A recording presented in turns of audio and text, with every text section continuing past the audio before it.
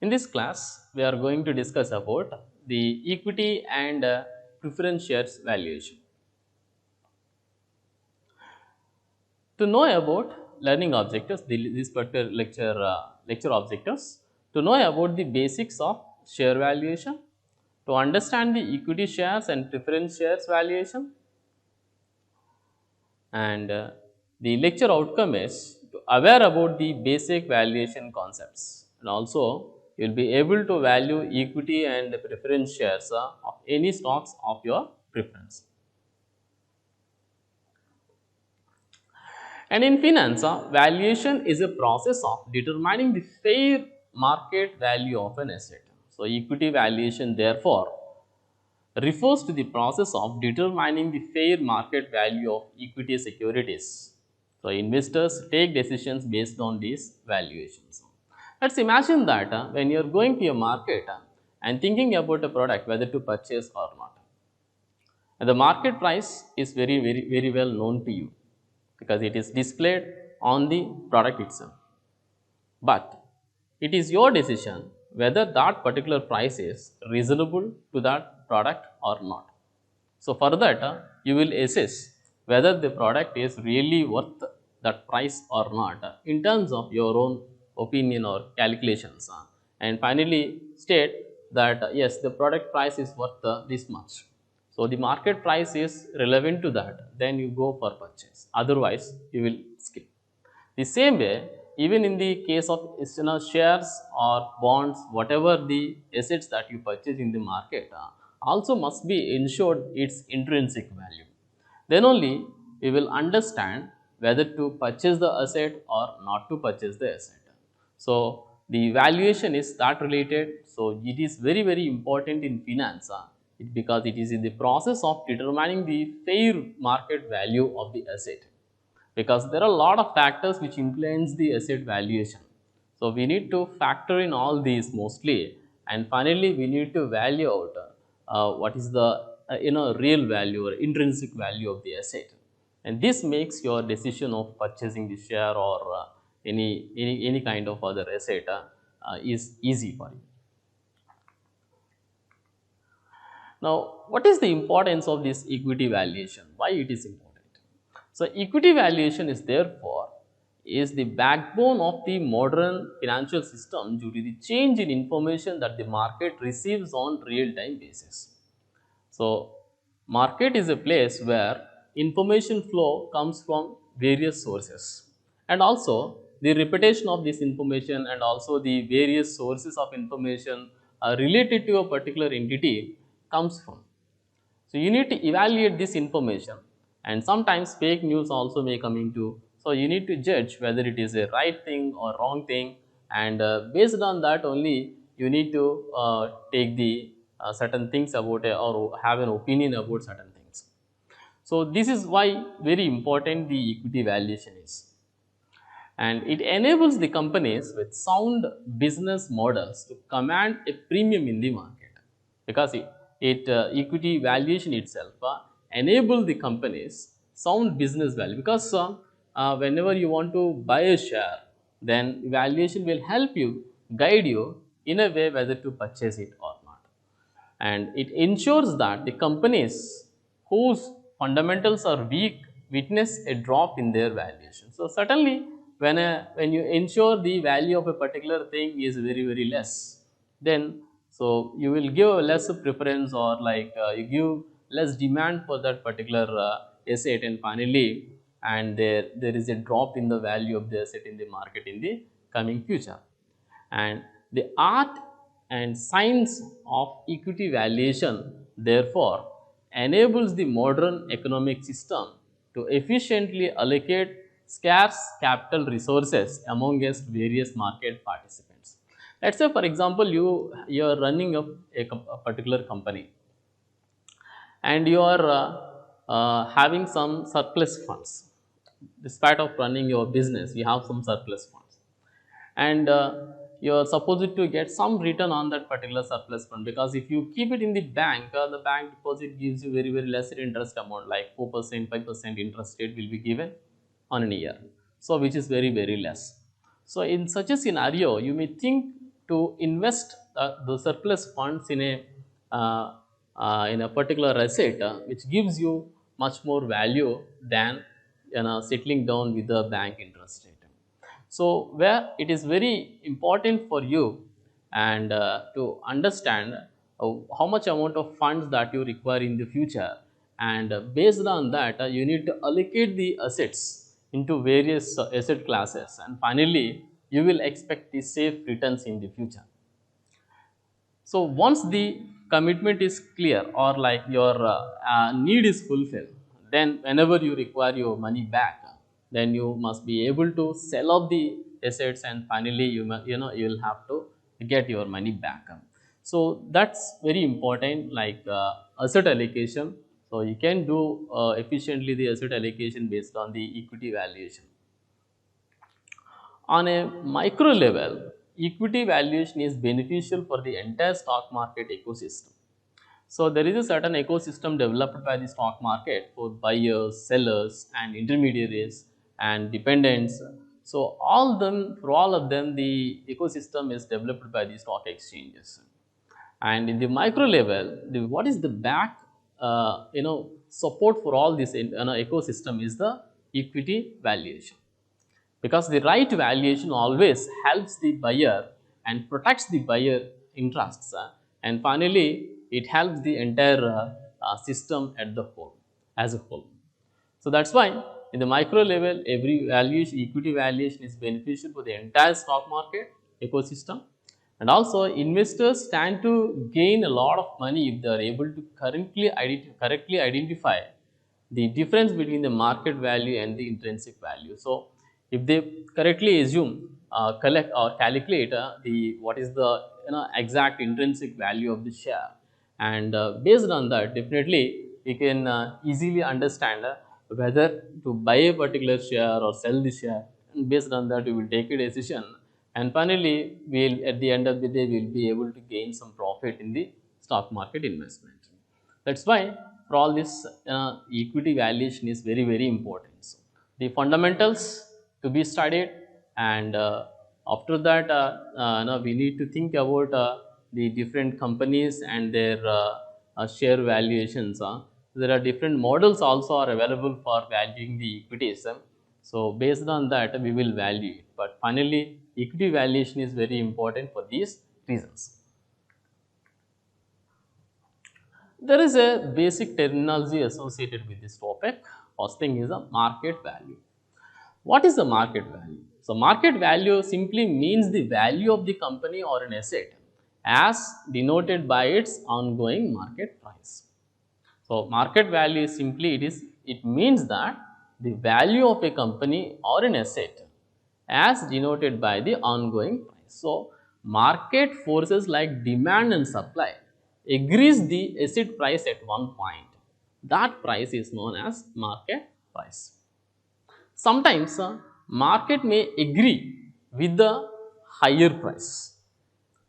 Sometimes market may agree with the lower price. This is what we call it as a demand and supply.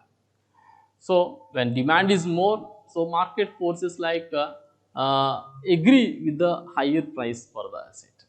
They try to give more price for the asset where the valuation, they value or they perceive the value of the product or asset is more. That's what a market value is. But what is the intrinsic value? Intrinsic value is the value which is embedded in an asset, actual worth of the asset. The value of the firm is nothing but the sum of the total value that will be provided by its assets over some selected time horizon. As such, just like the intrinsic value of the asset can be estimated, similarly the intrinsic value of an entire firm can also be estimated. So which means the intrinsic value of the asset is nothing but the actual worth of the company. So it is not the demand and supply forces who decides the price. It is the intrinsic things like actual worth of the assets and liabilities will decide the intrinsic value of the asset. So these two are basic things, basic terms that we use in this topic. What is the process of conducting equity valuation? Okay, whenever we want to value certain equity or a company equity stock, then what is the procedure for that? There is this systematic process for conducting the equity valuation, starting from understand the macroeconomic factors and the industry. So, first of all, we should understand the macroeconomic factors. There are different macroeconomic factors like GDP, gross domestic product. So, it is the aggregate worth of goods and services that is produced by an economy, and that is what GDP. And then employment ratio, and then gross national product, and then inflation rate. So, all these are all known as macroeconomic factors.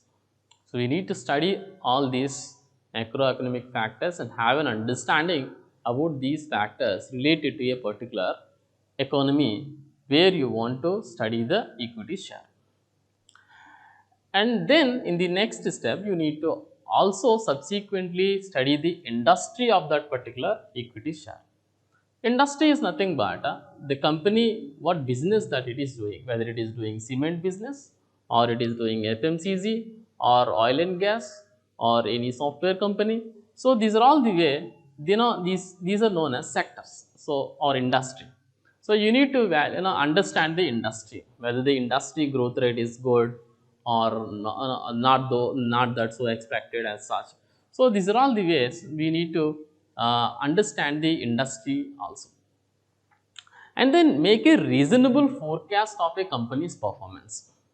Reasonable forecast of a company's performance means whether the company can perform well in the near future or not. And then select the appropriate valuation model. Then we will select the appropriate value. There are different valuation models are there. We will discuss now.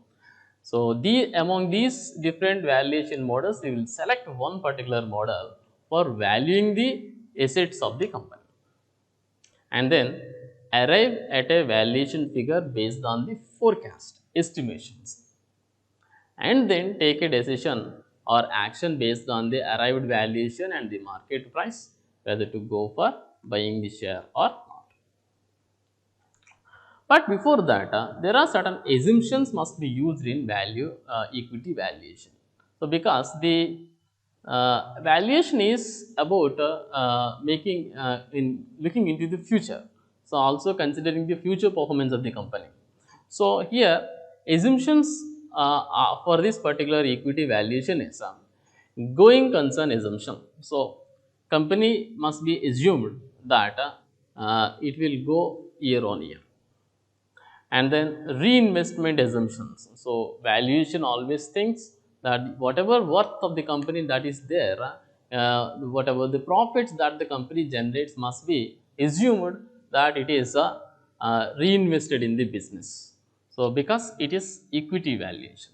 And then dividend payout assumption. So, what amount of dividend is being paid out to the investors and what would be the impact on the net worth of the company.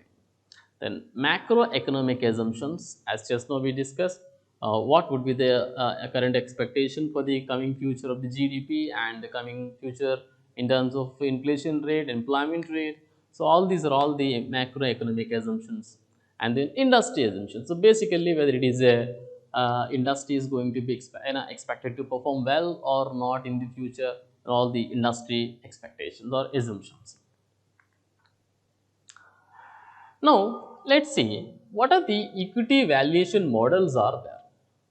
There are three basic equity valuation models are there, because investors and stock analysts use a variety of equity valuation models to arrive at the fair value of stocks.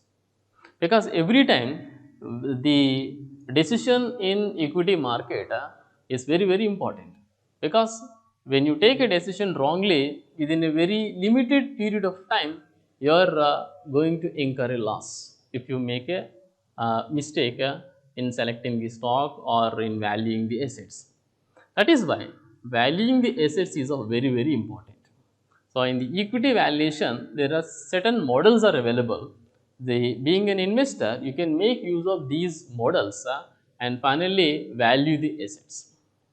So, the following are the three different types of models that are available. So, one thing is discounted cash flow model. Discounted cash flow model working on the uh, basic principle that we will value the assets of the company and the future cash flows of the company to a present value. We will discount all the future values and calculate the present value and try to figure out the actual worth of the company or equity. That is what an equity, I mean discounted cash flow models, and then multiplier models, and then asset based models. These are all the three different models that are available for an equity valuation. Now let us see one by one. What is called a discounted cash flow model? So, what is a discounted cash flow model? The discounted cash flow model determines the value of a stock by calculating the present value of expected cash flows. So, there are some expected cash flows for the company. Maybe in 1 year, 2 years, the companies can generate some kind of cash flows. So, we need to value the stock by calculating the present value of those expected cash flows. So, there are certain discounting factors like 8%, 10% or expected rate of return. So, based on this, we will discount the expected cash flows and try to figure out the present value of those future. And then these cash flows are of two types: expected cash flows to the shareholders and the free cash flow to equity. So, that is what expected cash flow to shareholders, that is dividend discount models. So, discuss about these expected cash flow shares, and also the free cash flow to equity, that is also available. And then multiplier models. So, what is the multiplier model? The multiplier models determine the value of the company by analyzing and comparing the company's financial ratios. So, it is based on the financial ratios. There are different financial ratios that are available for a analyst to make an opinion on the company by analyzing various ratios like liquidity ratio, turnover ratios, proprietary ratios. So, various key ratios that are available for the analyst to analyze and judge the company's performance. Based on these, also we can value the particular equity and take a decision. So, one of the popular the multiplier model, that is price earnings ratio. So, price earning ratio will clearly tell us how much the market is ready to pay for one equity share. So, that is what a price earnings ratio. So, and other used multiples are also available like sales, book value, cash flow per share. So, these are also are available as multiples, and you can use these multiples also for valuing the assets. But price earnings ratio, PE ratio. So, normally the PE ratio of 12 or less than 12, we can simply say that the market is undervalued. When an index has the PE ratio of more than 22, then we will say that the market is overvalued. So, anything between the 12 and 22 will be considered as the the markets are under fine situation. And then asset based models. So, asset based models determine the fair value of the stock by calculating the value of the firm's assets and subtracting the value of the liabilities and preferred stock. So, simply the assessment of the assets and liabilities and calculating the net asset value. And since the firm's assets and liabilities will be a book value, and the analyst will adjust these values to their fair value. So, simply the book value is the one where the assets are being purchased, the values are being recorded in the books of the company, and those are the values will be considered for valuing the assets and also the liabilities, and based on that we will figure out the actual value of the asset, and based on that we will take a decision. And then let us discuss about what is a preference share. Preference shares have the qualities of both a stock and a bond. A stock generally issues a dividend, and then we can expect some capital appreciation out of this stock investment. But whereas in bond investment, we will expect a coupon rate. But in the preferred shares, we will expect both dividend and interest. Both can be expected with the preference shares. That is what the main feature of the preference shares. And the owner of the preference share is a part of the owner of the company, just like a common shareholder. And the stake in the company is in proportional to the held the stocks, whatever the number of stocks that they hold. So that is extent they can have the hold on the shareholder shares of a particular company. Also, there is a fixed payment which is similar to a bond issued by the company. There is a fixed payment in the form of interest will be paid to the bondholder, mean the preference shareholder, because it also issues a fixed interest.